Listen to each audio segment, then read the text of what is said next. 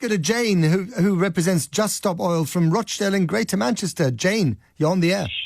Hi, how are you doing, Matt? I'm fine. So let me just ask you this, actually. Then are you, do organisations like Just Stop Oil and Extinction Rebellion, are you seeing that more people, of course some people hate what you're doing, but a lot of people really like what you're doing and think it's necessary because the government has compromised on so many of the issues that it said it would actually make advances on? Absolutely. What we're seeing is a catastrophic failure of leadership. I mean, it's an absolute sick joke that our government keeps peddling this line that we are global leaders. They're failing on absolutely every front. I don't know if you caught it, but Lord Debon, who is a Conservative peer and chair of the Climate Change Committee that's just published that damning report, he came out last week to one of our marches in support of people who've been sent to prison for trying to raise the alarm on climate and get the government to meet its commitments.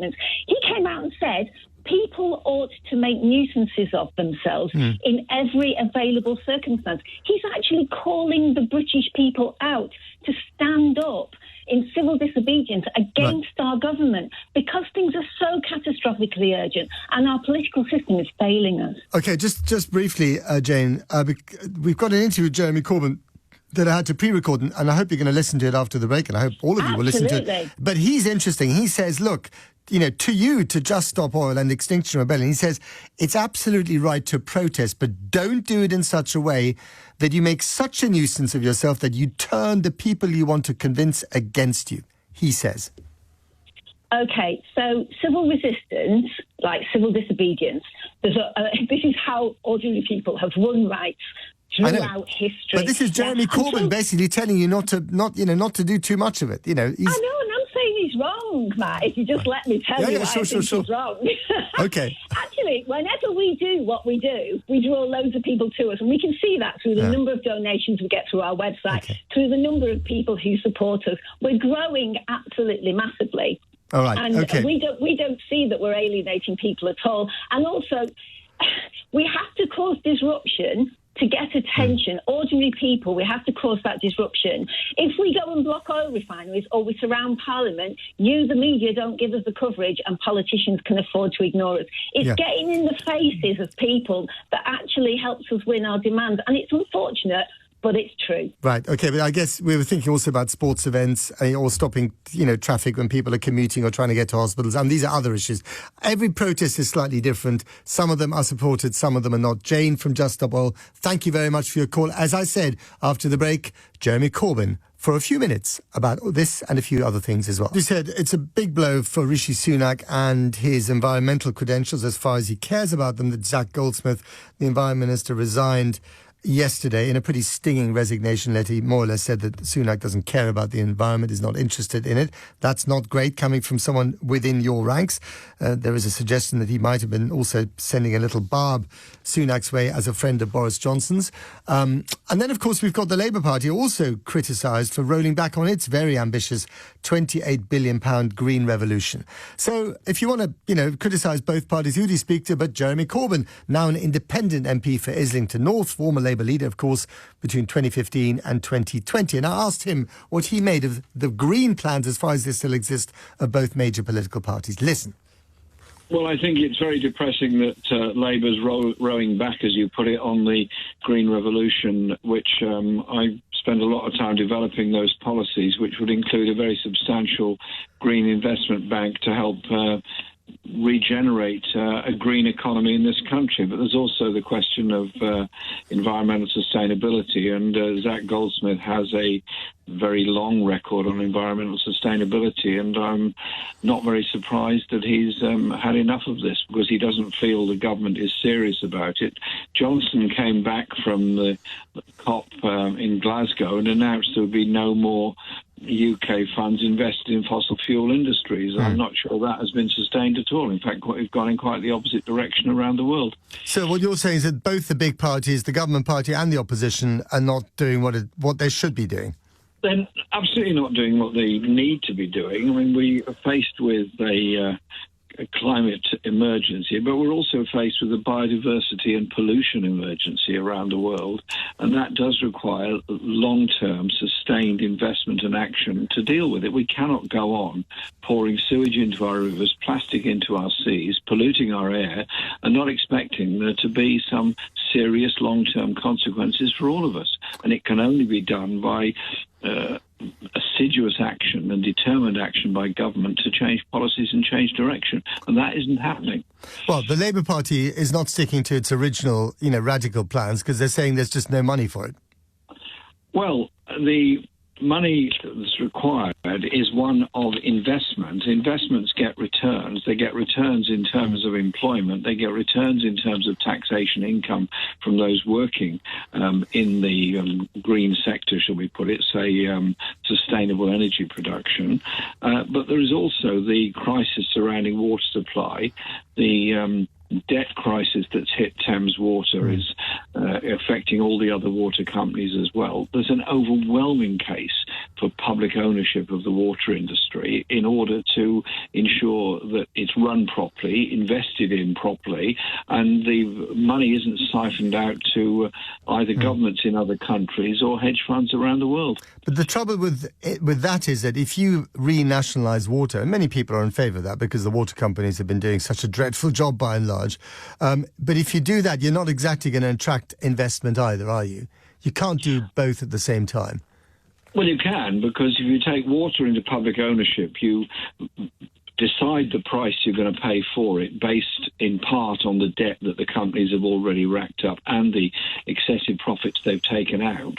You can then borrow money through traditional government borrowing mechanisms of gilts and bonds in order to invest for the future, if that's what you decide to do. But also, of course, a water organisation, say Thames Water in public ownership, the income from that would, from what we pay on our water bills, would all go to Thames Water and could be used for reinvestment, not paying out dividends. So the water industry as a whole has paid out £70 billion in dividends since privatisation. £70 billion is an awful lot of money that could and should have been spent on infrastructure, which would result in less flooding and a lot less sewage flowing into our rivers and sea. Indeed, but is there a halfway house where, you renationalise some of the companies, you keep others in private hands, but if they are in private hands, if those water companies, those utility companies, in general are owned by shareholders, you have very strict government-imposed limits about the amount of money they need to invest in infrastructure, the amount of money they can pay back to shareholders and so on. Well, this is what Ofwat was supposed to have done when it was established on privatisation in 1989, and it clearly has not succeeded in doing that. Well, it was never given the teeth to do so, was it? Well, it was supposed to regulate the companies and supposed to regulate the environmental impact of those companies. It simply hasn't done that. Most countries in the world would not even think about privatising water. They would say it's a basic, absolute human need. And I think a publicly owned, more democratic water industry with local government and local communities much more involved in it would result in better environmental standards and also almost a merger between a water supply and the Environment Agency as well, because to some extent they are required to do similar kinds of work. So given the fact that you think that the big parties are failing on this fundamental issue, are you with the Stop Oil protesters? Do you agree with their policy of, interrupting big sporting events, gluing themselves to the M25 in rush hour traffic and all that kind of stuff? Well, I think they've rode back from some of their protests and changed tactics a bit. I think do you think that was a good idea? Well, I think they want to gain public support, and that's right. I think the issue that they're drawing attention to in a very public and very demonstrative way is that the government is proposing to continue investment in the North Sea, more oil extraction, more gas extraction, when the government is also signed up to both COP25 or 26 and 27 come to that, on reducing carbon dioxide emissions and thus helping to reduce the impact of global warming. But that's the point. But do you agree with their process? Do you agree with their methods? I agree with the protests. Some of the methods, I think, need to be rethought. Like because what? If you naff people off and upset them, then you're not likely to get their support. So in any protest you do, you've got to think about how you gain support from people and don't put them off. And so, and you should know, Jeremy, because you made a lifetime career out of protest, haven't you? You're the master of protest. It's not a career; it's an occupation. But I know what you mean. It is about making sure that the people that are affected by a protest understand why it's happened. Now, I've been on picket lines outside Royal Mail offices and hospitals and so on, and schools over the last few months. And it's very interesting that the unions concerned there have gone to a huge amount of effort to gain the support of the travelling public, of the parents, and of all of us who are Royal Mail users. Okay. And by and large, it's worked, and there's overwhelming support for that action. So disruption... And that is really what you've got to think about when you do your campaign. Right, so disrupting traffic, disrupting sports events, much loved by the nation, is a bad idea? Making a point is a fair idea. Putting people off you supporting you is obviously counterproductive. But so just again, disrupting sports events. Well, I yes or no? Personally, be cautious about doing that. I mean, I was supportive of disrupting sports events over the Stop the 72 many, many years ago when the apartheid regime in South Africa wanted to send a cricket team here. But that's different, isn't it? The right thing to do because it was specifically about sport. Yeah. I think some people don't fully understand the connection between money that's paid into Lords and investment in Lords with the fossil fuel industry. And so let's also just think about the wider issue of why they're doing it, and they're doing it in order to draw attention to the climate crisis. Of course they are, but specifically. But hang on a second. Sorry to interrupt, Jeremy, but they listen to you because you are very popular with a lot of people who like to protest, understandably. So they do listen to you. Would you say to them, stop disrupting sports events? You're going to turn the public against you, or would you say go ahead? One or the other? Now, what I would say is make sure you've got the public on your side when you take actions. That's what I would say. What about protesting Pride today? And think it through, very, very carefully, because you want to get the support of people, not put people off. That's not to say you should never protest, not to say you should never perform any disruption. But look, the suffragettes before the First World War were condemned by every newspaper in the land, and the leaders of the suffragettes now appear on our postage stamps. Right, but would you, for instance, today, that there's going to be a protest of the Pride March in London, would you say go ahead or say stop? I think they should make the point at the Pride March in London. It's not about disrupting the Pride March. It's about using the Pride March to get a message across, and I'm pretty sure that's what they're going to be doing. Okay, and just one final point. Are you going to still stand as an independent in the next election?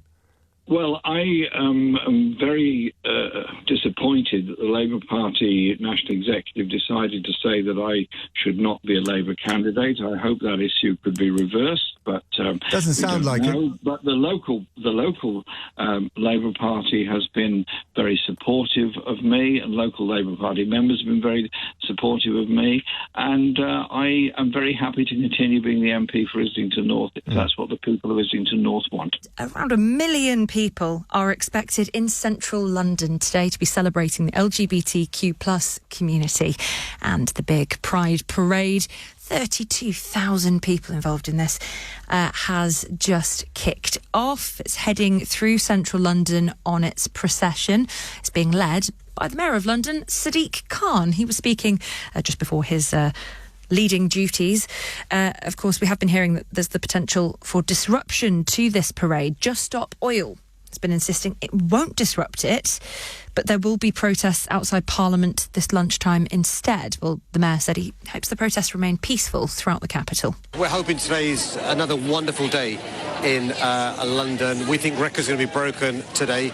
1.5 million people celebrating Pride in London, but this is also a day where we celebrate the progress made in relation to laws to protect this community, equal marriage, 20 years since Section 28 was abolished, but also this community recognising things aren't perfect. There's more work to be done to ensure this community doesn't face discrimination, prejudice, hatred and violence. And I'd hope groups like Just Stop Oil and others who want to protest against a parade that's a celebration and a protest will reflect whether they're helping the cause and encouraging more people to feel passionate about tackling climate change, or whether they'll inadvertently drive people away. The key thing when it comes to protests, in my view, is it should be peaceful, safe and lawful. Actually, Pride in London, the 600 groups marching in the parade, more than 35,000 people on the parade themselves are protesting at the fact that things aren't perfect in London, in particular when it comes to the trans community, who face stigmatisation, demonisation and have been weaponised in a culture war. So the irony where people on a protest could have protest against them isn't lost on members of this wonderful community. Mayor of London, Sadiq Khan there speaking before he leads the parade through the streets of central London. And delighted to say that we are joined by LBC News reporter Lottie Morley, who's there for us now. How's it looking where you are, Lottie? Oh, it's absolutely amazing, Rachel. There's 32,000 people now assembled in their spots ready for the London Pride Parade. I've seen butterflies, I've seen drag queens, dogs dressed in rainbow outfits. It's absolutely spectacular. And more than 1 million people are expected to attend this event today. As you said, London's Mayor Sadiq Khan, he will be leading the parade. It's going to be made up of hundreds of LGBTQ plus community groups, businesses, partners. There'll also be entertainment. There'll be 5 stages spread across the capital. We've got Adam Lambert from Queen and Idina Menzel as well. The parade has actually started now. We're at Hyde Park Corner at the moment. We're going to work our way down to Piccadilly Circus, down Haymarket, and then end up in Trafalgar Square. And everyone is very excited. There's bubbles, there's glitter. It's very, very, very exciting, Rachel. It sounds like an absolute party. I'm jealous I'm not there. It is. We're behind a bus that the DJ started already, so it is kicking off. People are loving it. It's a tough job, isn't it? You get paid to party. Exactly. Thank you very much, LBC News reporter Lottie Morley, speaking to us from the parade route in central London. Tens of thousands of people celebrating the LGBTQ plus community in the biggest celebration anywhere in the UK. We're going to be checking in with that throughout the programme here on LBC News. But up next, I've got the very latest news headlines.